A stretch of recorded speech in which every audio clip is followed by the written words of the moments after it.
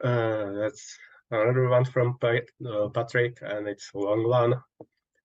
Curt has stated in multiple places that what is important is being fastest, but not necessarily first. With this idea in mind, would it be a good strategy to focus on creating an intentional community or parallel society as opposed to trying to reform the US? Think something like the Amish or hippie commune, but without the cognitively feminine ethos. This would allow for selection of the initial population based on IQ, personality, physical trait, etc. Also, each of the initial population citizens could be required to sign a contract stating the overall rules and means by which one could be exiled. The contract would contain agreements stating that the offspring of citizens are not guaranteed citizenship if they do not meet certain standards. One last idea, the community would have an internal IT network not connected to the external grid and an internal monetary system to avoid market distortions via central banking, etc. If this were pulled off on a large enough scale, would this not create the fastest group? I know your strategy is aimed at the US government, so this is a smaller thinking, but I see it as highly actionable and possible. Well, I love this question. It's a very smart question. It's just not an either or proposition. My job is the government. And the reason my job exists as a government is because I don't believe you will ever be tolerated to have that sovereignty any more than China can tolerate the existence of Taiwan for the same reason. So the left can't tolerate you because it's your falsification of their ideas, just as Taiwan's radical success compared to China is a falsification of the Chinese Communist Party. So in essence, I love your idea if it's possible.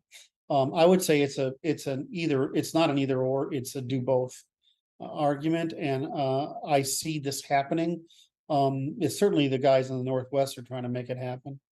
And certainly our Constitution will fulfill the role that they're asking for. In other words, our Constitution is framed as a sort of Chinese menu of what do you want to have here.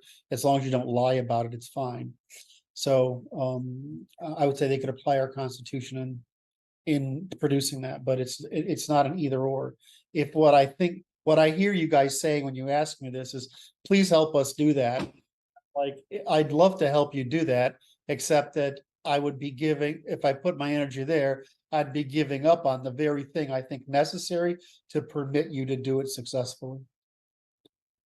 At what scale do you think that becomes a problem? Like on some level, like if you have 5 people, probably you're not going to get a whole lot of attention, right? But there's a certain point as you scale up where that's going to start to attract attention and they're not going to let you do it.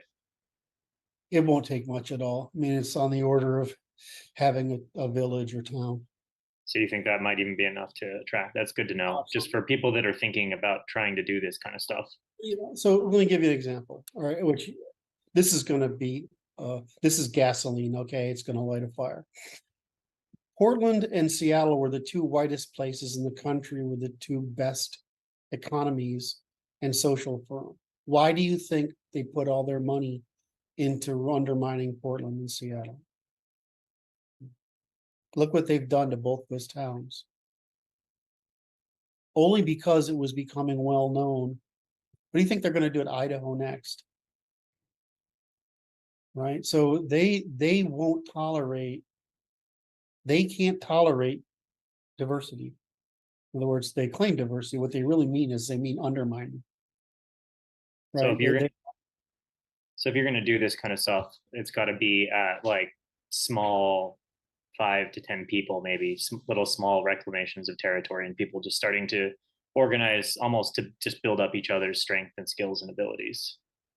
It's that level on one end, build a community, because that could organically grow, but there's no reason not to start that today, and we see it happening right in a couple of places. I know you're involved. That's something I'm working on. Yeah. But to me, if you could get one state, that's it.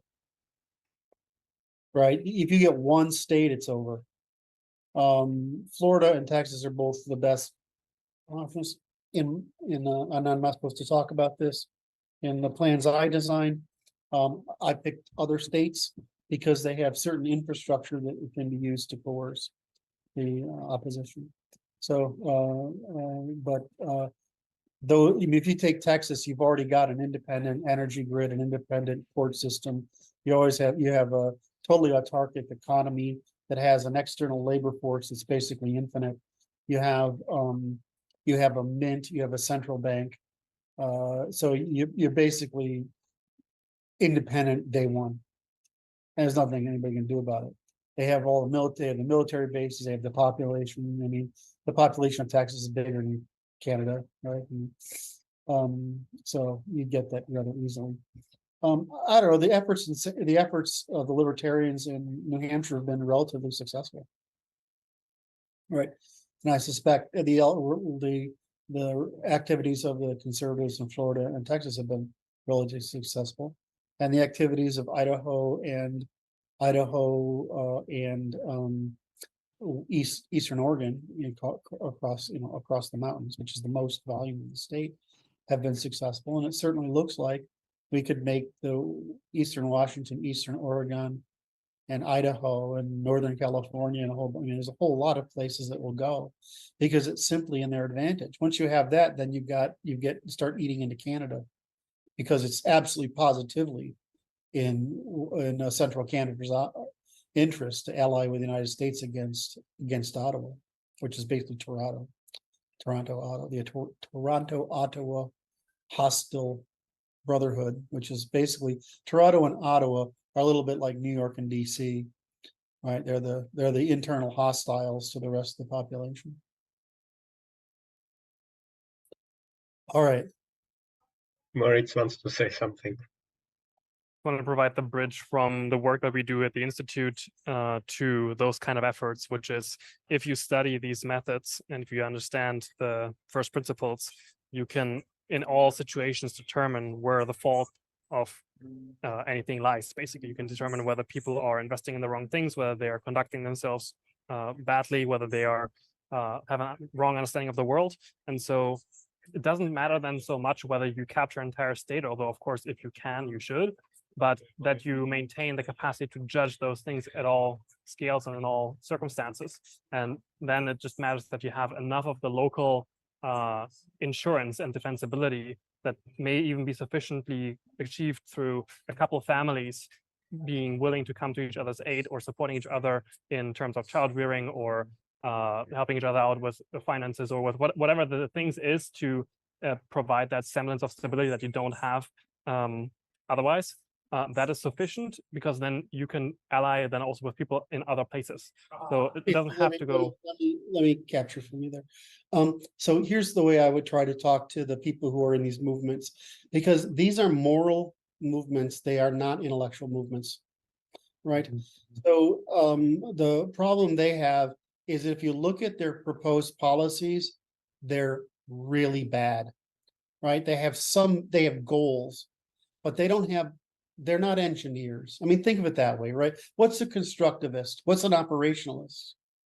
We're not, you say we're scientists. Well, scientists is a process of discovery. We're actually engineers. And so we're engineering human society with the rules by which societies operate, which is law. And the difference is we have scientific law by which to scientifically organize polities. So if you look at what they want in those states, they should, I don't want to say they should. It would be better if they said, this is what we want to accomplish. Can you write a constitution for us? Because we'll give them that constitution that can't be undermined. Whereas everything I see them do is really weak. I mean, this is the same truth if you look at the whole world. I mean, other than Australia, whose constitution is reasonably good, even though it's failing them. If you look at the rest of the world, most constitutions are frankly a joke. It's their wish lists. The American Constitution isn't. It's a prescription for producing reciprocity under the natural law, which we call it a common law, but it's reciprocity, sovereignty, reciprocity, commonality, and concurrency, which basically means individual sovereignty. So, but that's what it is. It's missing. It's got some holes in it, which we've all plugged, right? And I think we've said there's 8, right? There are 8 of them, maybe 10. I can't Six. remember. If I recall, you said 6 holes and maybe there were 8 fixes or something. I can't remember though. Yeah, I think there's 6 holes, 6 really obvious holes, and 8 things that, and 2 more that have emerged over time. I think in the back of my mind, I have something like we need to add these 2. And I think it's something that Martin and I came across, which is not coming to me at the moment. So our document is a science. It's not the French version, which is what everybody copied, which is wishful thinking. Right. And so even our court-driven system, right? Europeans are authoritarian. They took on the French model of law. And so everything's top down. But Americans are the other way around. Our government's set up not to govern. It's set up to debate, give you debate as a market for giving people what they want. Right. And it's leaving what they want to the people, which is a more chaotic expression. But it's really hard to overtake. So that's why they chose to undermine our culture. Right. That they had to undermine our culture because our legal system and our religion, frankly, is so difficult to undermine. Okay, Francis, are we a 2-hour meeting today? Is that what's going on? There's no like mandatory stopping point. It's just a question of how long you guys feel like going. Oh, I don't. All right, so we can do another question. Yeah. Can I just finish one little piece there? Just if you want to do something that's small scale. Brandon is bringing in his kid early here, right? He's getting on the bus early. All right, so go ahead, Moritz. If you want to do something that is not jumping ahead to building a town that can insure itself, but something smaller to see whether that works or not, is do contracts that are better formulated than what is out there as templates. Like do private contracts where you have ability to refer to those means of conflict resolution that are informed by the work that we do. Right, so you can form, what do they call it? Communities, what's it called? What's it called when you have a neighborhood and you form a HOA. HOA? Yeah, homeowners association, but there's another name for it, which is escaping me, even though I've been involved in one. You can form an association that requires all people in this particular area to do it, or all people members of the community to do something that's just a contract. And yes, we can help with that contract. But the real problem is when you start trying to insulate yourself from the external world, the economic consequences are way worse than you imagine. It's very, very difficult because we are, it's like trying to build the Wild West without the Eastern manufacturing capacity, right? Doesn't happen.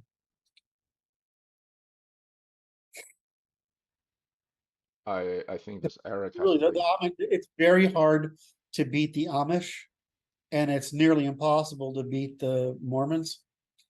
And that's because their social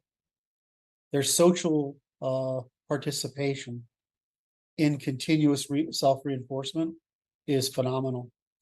It's really the only way you can do it. I mean, we did it through church and military, right? Well, Brad, what are you going to give me? We did it through church and military, right? And so we had the 2 poles, which is actually a pretty awesome way of doing it.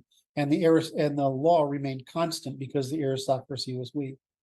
So we had the ability to constrain the aristocracy to law, right? And it was as difficult then as it is to constrain the government to constitutional law. It's very difficult to constrain people who in power who simply want it. But we've had both of these institutions. What we have lost is the informal institution, which is basically equivalent of the church or the social group. And that was really the work of the Marxists and the feminists, to undermine our social institution. They did it on purpose.